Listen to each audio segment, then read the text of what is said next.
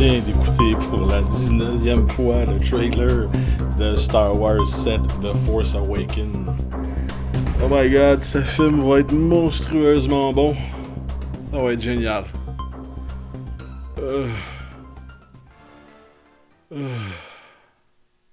Quelques petites annonces avant les Geek News de Popcorn. On sera au Geek Fest de Montréal le 7 et 8 novembre prochain, organisé par JP Cardin. Merci beaucoup. Geek Fest de Montréal, ça va être vraiment génial. On va être là-bas pour couvrir l'événement avec puissance maximale. Donc, venez nous voir 7 et 8 novembre à Montréal. Ça va être vraiment génial. Allez réserver vos billets en ligne dès maintenant. Ne manquez pas ça, ça vaut vraiment la peine.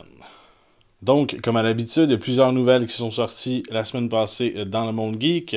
On va parler de ça aujourd'hui au Geek News. Doug Liman serait en négociation pour diriger le film de Gambit avec Channing Tatum. Doug Liman, c'est celui qui a fait Edge of Tomorrow il y a un petit bout de temps. Le film a eu une critique géniale. C'était quand même un bon film, mais il n'a pas fait tant de profit que ça. Doug Liman, c'est un bon directeur qui est capable de diriger des bons films. Mais c'est quand même un énorme poids de diriger le premier film de Gambit qui devrait normalement prendre la place de Wolverine dans la franchise X-Men. Le film est annoncé pour sortir le 7 octobre 2016 et on n'a toujours pas trouvé notre directeur. Doug Liman est seulement en négociation, ce n'est pas confirmé que c'est lui qui va diriger le film. 7 octobre 2016, ça s'en vient rapidement. La franchise est peut-être un petit peu dans le trouble, il est temps qu'on fasse quelque chose avec ça. Parlant de trouble, Tarzan, le live-action de Tarzan de Warner Brothers, est peut-être dans la merde.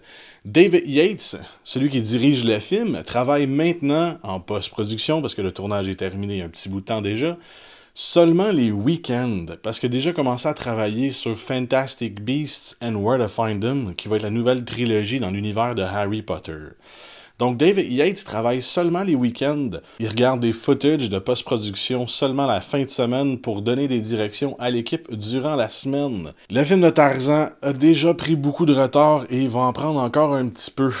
Warner Brothers n'est pas prête à lâcher le film et veut absolument que David Yates se concentre en ce moment sur Fantastic Beasts and Where to Find Them. C'est des très mauvaises nouvelles pour le film de Tarzan. C'est quand même des bonnes nouvelles du côté de Fantastic Beasts parce qu'on veut absolument que le directeur se concentre sur ce film-là et laisse Tarzan de côté. Il y a eu plusieurs test screenings qui ont été faits dans les dernières semaines pour le film de Tarzan. Et ce n'est que des mauvaises nouvelles. Tous les effets spéciaux qui sont faits en post-production et tout ce qui est fait en post-production est vraiment merdissimal apparemment. Justement parce que le directeur ne peut pas se concentrer sur le film en tant que tel, il travaille ailleurs la semaine. Donc Warner Brothers avec le live-action de Tarzan est en train d'en échapper un autre. On se rappelle qu'ils ont eu plusieurs flops dans les dernières années. Espérons que Tarzan n'en sera pas une. Fox va de l'avant avec le film Die Hard 6. Le film sera produit par Lorenzo Di Bonaventura, ce qui est un producteur quand même assez miraculeux. Il a fait vraiment beaucoup de trucs à Hollywood. Et le film est en ce moment écrit par Len Wiseman, celui qui a fait le dernier film de Die Hard.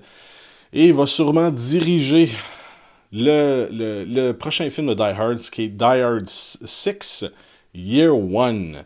Ça va être un espèce de sequel/prequel de la série. On va suivre bien sûr le personnage de Bruce Willis, qui est John McClane, qui va, à travers une petite mission, parler de quelque chose qui s'est passé en 1976, ce qui veut dire bien avant le premier film. Ça va être donc un sequel/prequel. Il y a plusieurs films qui ont fait ça dans les dernières années qui se sont carrément plantés le doigt dans l'œil. Je ne sais pas ce que ça va donner. Tant qu'on voit John McClane péter plein de trucs, faire une destruction totale de la ville, ça va être génial.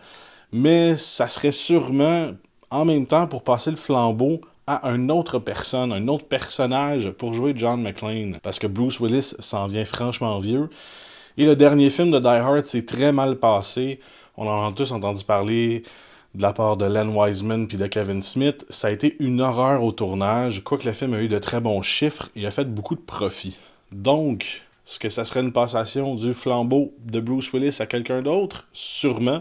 On va voir dans les prochaines années ce que Fox va nous amener avec Die Hard 6 Year 1. Parlant de Fox, ils sont enfin entendus avec Marvel du côté de l'univers des X-Men à la télévision. Il y a 2 shows télé qui vont être présentés sur le Fox Channel dans les prochaines années. Le premier, ce sera Legion, et le deuxième, ça va être Hellfire Club. Hellfire Club, c'est un club de millionnaires c'est des mutants bien sûr, qui veulent contrôler le monde.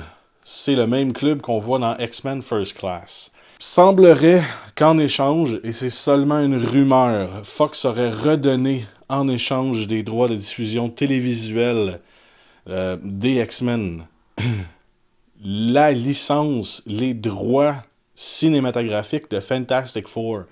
Justement, Fox a fait un gros flop récemment avec son reboot de Fantastic Four et aurait apparemment redonné les droits à Marvel du film en échange des droits télévisuels de X-Men. Ça reste à confirmer, ce n'est simplement qu'une rumeur, mais ça serait une très bonne chose. Le film Kong Skull Island serait le début d'une nouvelle trilogie de monstres. Le film de King Kong va sortir en 2017. Par la suite, on va avoir Godzilla 2 qui va sortir en 2018. Et le film Godzilla vs Kong est annoncé pour 2020. Bien sûr, à travers ces 3 films-là, on nous a aussi annoncé qu'on allait avoir plusieurs autres monstres, dont Rodan, Mothra, King Ghidorah et peut-être, c'est bien un peut-être, Mecha Godzilla. Ça serait la réponse aux monstres des humains et plus spécifiquement de l'organisation Monarch que vous retrouvez à travers le film Godzilla. Principalement, dans les prochaines années, on va voir beaucoup de monstres arriver au cinéma, beaucoup de gros trucs. Je comprends vraiment pas comment King Kong va se battre contre Godzilla.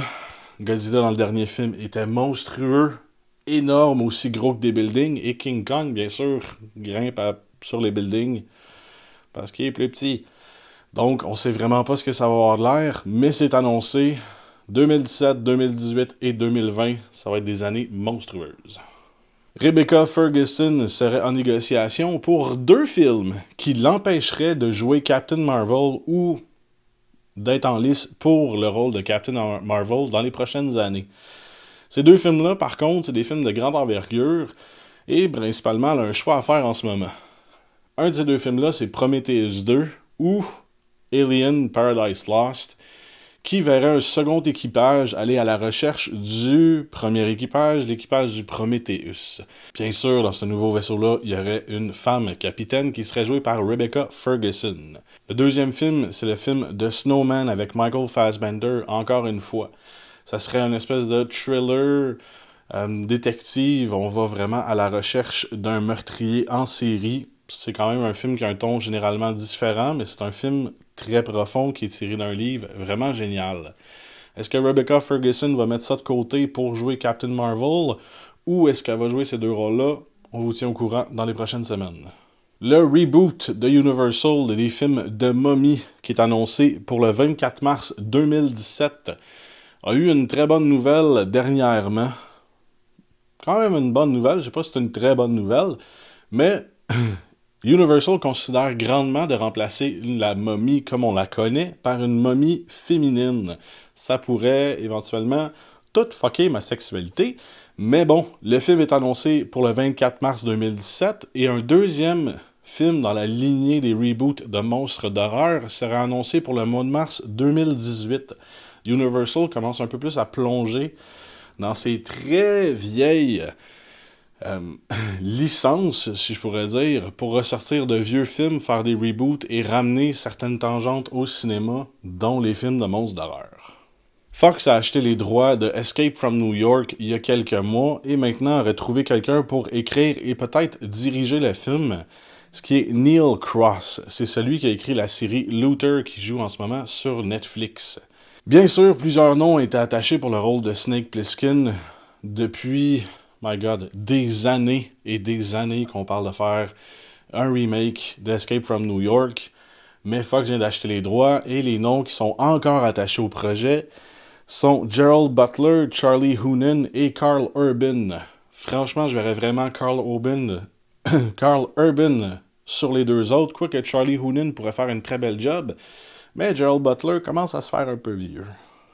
The Gray Man, c'est un film tiré du livre de Mark Greaney. C'est un film de super espion à la Bourne, un super espion / assassin qui est engagé par différents gouvernements pour aller tuer des gens.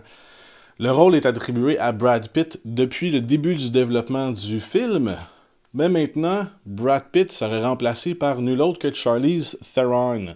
Après le succès de Mad Max et de Furiosa, Charlize Theron est vraiment en demande et apparemment, il voudrait lui donner le rôle au lieu de le donner à Brad Pitt. C'est quand même quelque chose d'énorme. Mais The Gray Man aurait perdu récemment leur directeur vedette, ce qui est les frères Russo. Directeur qui sera amené dans le projet prochainement, remplacera seulement pour diriger, parce que c'est aussi les frères Russo qui ont écrit le film The Gray Man, et le prochain directeur prendra le script des frères Russo qui, selon le studio, est vraiment écœurant. On sait que les frères Russo sont maintenant attachés pour écrire et diriger le film The Infinity War 1 et 2 pour Marvel. Après Preacher, Seth Rogen veut travailler sur une adaptation d'une bande dessinée qui s'appelle The Boys. C'est une bande dessinée ultra violente qui relate les événements d'une petite équipe de super-héros vraiment, vraiment forts et vraiment violents qui sont là pour contrôler les autres super-héros et ceux qui dérogent des lois gouvernementales. C'est vraiment extrêmement violent comme bande dessinée. Seth Rogen s'en va dans un style complètement différent. Ça serait génial de voir ça à l'écran.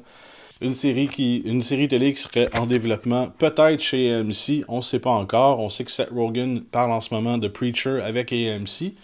Et autre ordre de nouvelles, justement, Preacher, le gars avec qui Seth Rogen travaille sur Preacher, Adam Goldberg serait en train de développer, après la série Preacher, Why the Last Man, qui relaterait encore une fois d'une bande dessinée, l'histoire du dernier homme sur Terre. Tous les mammifères mâles sont décédés sur Terre dans Why the Last Man, et on suit le dernier homme avec son petit singe, qui est un mâle aussi. C'est les deux derniers mâles survivants de la planète. J'ai pas lu la BD, je sais pas ce qui se passe dedans, mais Adam Goldberg serait attaché à développer la série Why the Last Man. Hulk et Bruce Banner feront partie du film Thor 3. C'est en rumeur dans les derniers jours et c'est maintenant confirmé.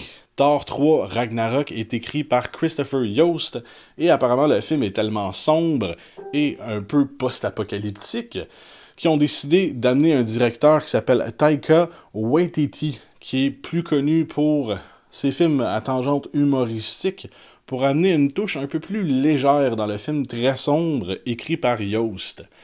Donc, il aurait amené l'idée d'inclure Hulk dans le film avec Thor et aussi des personnages dont Valkyrie. Ce serait vraiment génial de voir des nouveaux personnages infusés dans la série Thor, ce qui est celle qui bat le plus de l'aile en ce moment chez Marvel. Hulk est un vendeur génial et un personnage vraiment génial.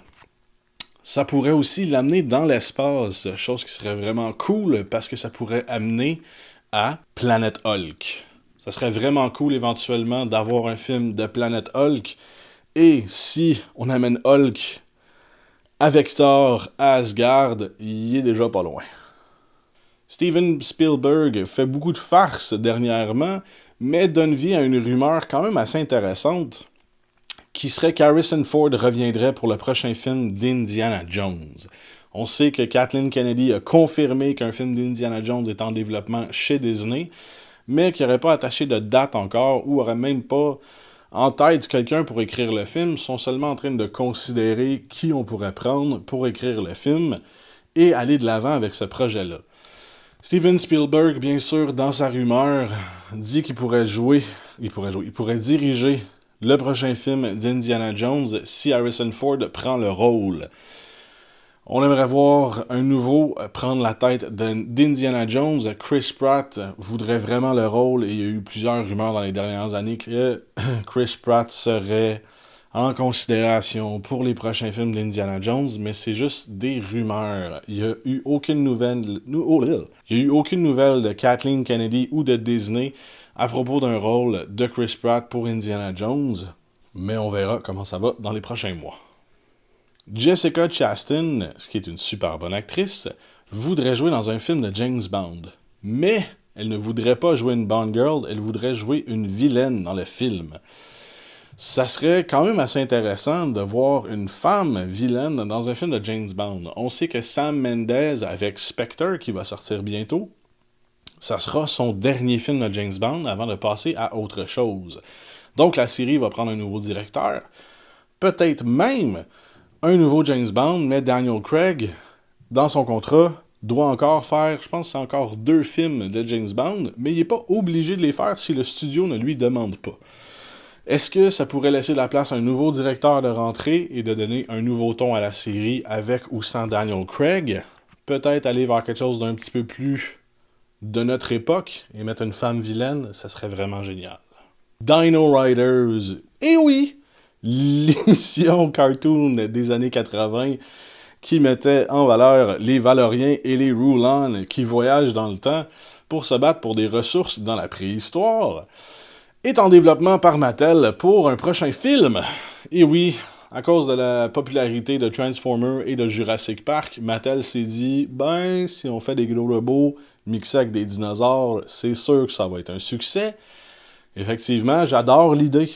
Donc Mattel est en développement pour un prochain film de Dino Riders et a même annoncé que s'ils commencent une série Dino Riders, ils vont en faire minimum 3. Donc une trilogie de Dino Riders, des dinosaures cyborgs, menés par des Valoriens et des gros méchants Rulons. Ça va être génial! Hugh Jackman a annoncé que on ne verra pas Wolverine 3 très bientôt, ça va prendre encore un peu de temps. Sont en développement en ce moment et ont à peu près fini une 60aine de pages, ce qui veut dire à peu près 50% d'un scénario pour Wolverine 3. Ce qui prend beaucoup de temps à l'écriture, c'est que Hugh Jackman veut absolument que le film soit parfait, puisque ça sera son dernier film dans le rôle de Wolverine dans la série X-Men. Donc après ce film-là, on ne verra plus Hugh Jackman jouer de super-héros. Non, c'est pas vrai. On ne verra plus Hugh Jackman jouer Wolverine au cinéma. Il y a 2 personnes qui ont été confirmées récemment qui feront partie du film et je trouve ça vraiment génial. Patrick Stewart va revenir dans son rôle de Professor X pour un peu conclure ce qu'ils ont commencé il y a plusieurs années, que le professeur aurait vraiment une relation paternelle avec Wolverine. Et maintenant, dans Old Man Logan, ça serait un peu l'inverse. Il y a aussi Liev Schreiber, Sabretooth, qui pourrait revenir dans le film. Ce n'est pas confirmé encore à 100%, mais c'est très près de finir les négociations. Ça serait vraiment génial de voir ces 2 personnages-là revenir pour faire une finalité complète à la série, ce qui voudrait dire le rôle paternel et le rôle de son frère. Professor X et Sabretooth, finir en beauté, ça serait génial. Le remake de Roadhouse avec Ronda Rousey est en développement depuis quelques mois et depuis les dernières semaines, on a eu plusieurs nouvelles sur ce film-là. Récemment, le film a trouvé son directeur, qui serait Nick Cassavetes, qui a dirigé la série télé John Q, qui a dirigé le film Alpha Dog, The Other Woman et The Notebook. C'est vraiment étrange parce que on parle ici des films d'intrigue et des films romantiques. Il n'y a rien là-dedans qui reflète vraiment le genre d'action qu'il y a eu dans le film Roadhouse. Peut-être qu'on s'en va totalement ailleurs avec le film, mais ça serait Ronda Rousey qui serait attachée au rôle, c'est confirmé, et Nick Cassavetes qui serait maintenant là pour diriger et faire une partie de l'écriture. J'ai pas super hâte de voir ce film-là, parce que je trouve que Roadhouse n'a pas raison d'être refait, mais je suis quand même content. Parce que Ronda Rousey a dit, avec ce film-là, je vais faire mon école. En ce moment, elle se fait coacher par plusieurs acting coachs pour amener son jeu à un autre niveau.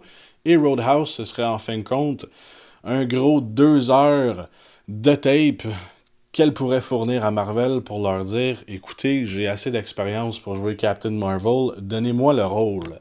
Donc, si Roadhouse pourrait amener à ce que Ronda Rousey soit une meilleure actrice et qu'elle aurait le rôle de Captain Marvel, ça serait génial. Faut qu'elle fasse ses preuves, donc Roadhouse a le droit d'exister.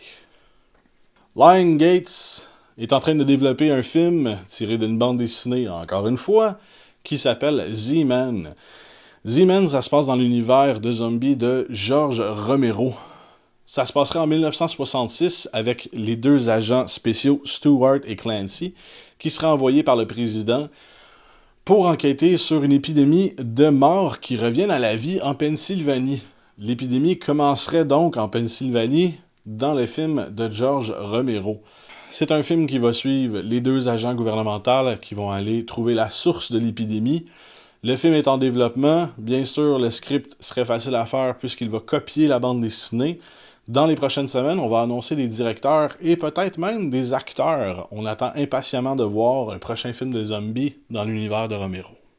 George Miller avait annoncé la semaine passée, je pense, ou la semaine précédente, qu'il y avait plusieurs idées pour les prochains films de Mad Max. C'est confirmé, le prochain film de Mad Max sera Mad Max Wasteland. Malheureusement, on va s'éloigner du personnage de Furiosa, et on n'en parlera même pas dans les prochains films de Mad Max. Mais George Miller dit que ça serait quand même une bonne idée de faire un spin-off de Mad Max, appelé Furiosa, et faire une nouvelle film, si c'est pas un nouveau film, si c'est pas une nouvelle trilogie, avec le personnage de Furiosa dans l'univers de Mad Max.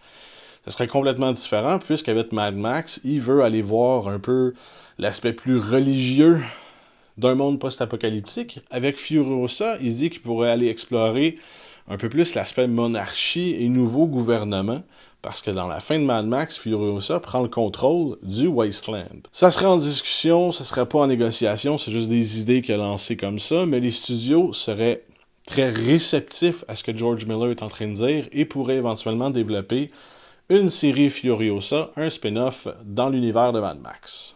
Joss Whedon est en train de détruire sa relation avec Disney en annonçant récemment qu'il a fait plus d'argent avec Dr. Horrible Sing-Along Blog qu'avec le premier film Avengers, qui est sorti en 2012. Mais Joss Whedon a fait entre 15 et 20 millions de dollars avec le film Avengers en 2012 et 2013. Donc, il a fait beaucoup d'argent avec ses autres IP, dont Dr. Horrible and Sing-Along Blog, mais il serait en train de dire que Disney est vraiment cheap avec ses directeurs et essaie de se trouver des bargains à droite et à gauche. Oui, c'est une bonne chose pour les studios. Disney, oui, ils veulent pas payer cher pour leurs directeurs, ils veulent sortir des films de plus en plus chers, mais entre 15 et 20 millions, ils n'ont pas fait crasser non plus. Donc, Joss Whedon est en train de se mettre un peu le pied dans la bouche et détruire sa relation avec Disney. Ça m'étonnerait qu'on le revoie faire un autre film de Marvel ou même de Disney dans les prochaines années. Mais on sait aussi qu'il y a plusieurs idées en développement. Il voudrait participer à plusieurs séries. Il voudrait peut-être retourner au monde télévisuel. On sait aussi qu'il est en train de développer le film Cabin in the Woods 2. Ça serait vraiment génial. Dude, fais ce que tu veux. Tout ce que tu fais, c'est génial. Mais 15 à 20 millions de dollars, c'est pas à se plaindre. Come on, Joss. 15-20 millions de piastres, prends ça n'importe quand. Abonne-toi à ma chaîne YouTube.